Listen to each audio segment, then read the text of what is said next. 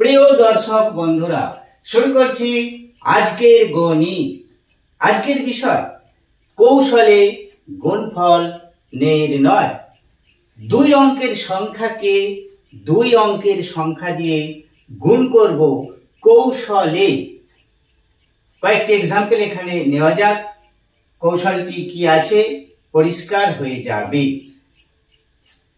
49 into 51 নিলাম, কত হবে রেজাল্ট? আমরা 49 কে 59 দিয়ে গুণ করলে এখনই চলে আসবে রেজাল্ট, একটু সময় লাগবে, কিন্তু এখানে যে কৌশল দেখাবো অনেক কম সময়ে আমরা গুণফলটা পেয়ে যাব। দেখা যাক কি কৌশল।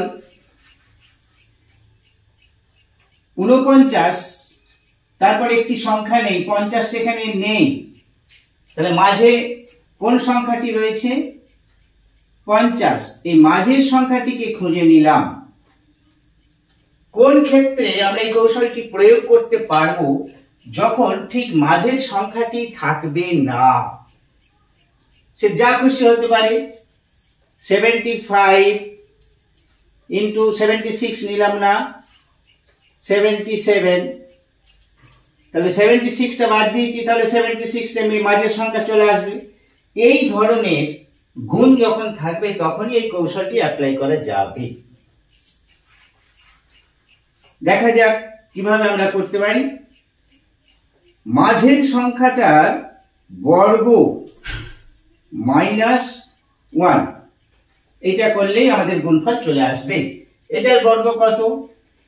2500 -1, রেজাল্ট কত হবে?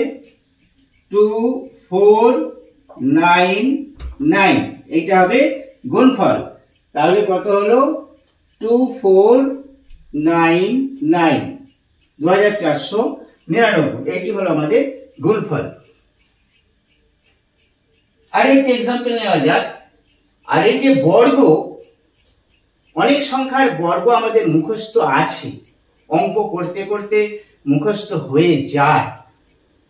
বর্গটা যদি মুখস্থ থাকে তো এটা লেখা খুব সুবিধা হবে। আরেকটি এক্সাম্পল নেওয়া যাক।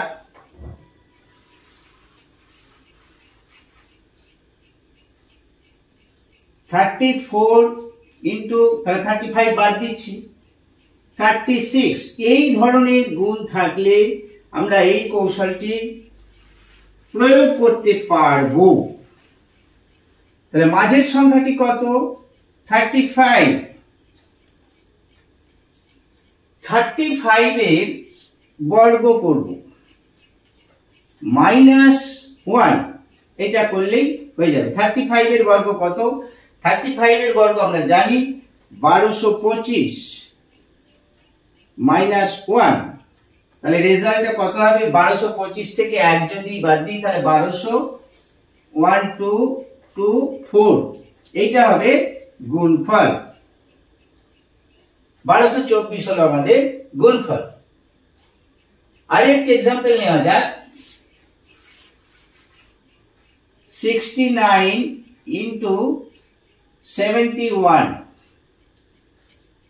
গুণ করলে কত হবে? আমরা মাঝের সংখ্যাটা চলে যাব। মাঝে আছে 70, একটি সংখ্যা এখানে নেই, আমরা দেখতে পাচ্ছি 69 আছে, 70 নেই, 71 আছে। তাহলে 70 বর্গ -1, 70 বর্গ কত?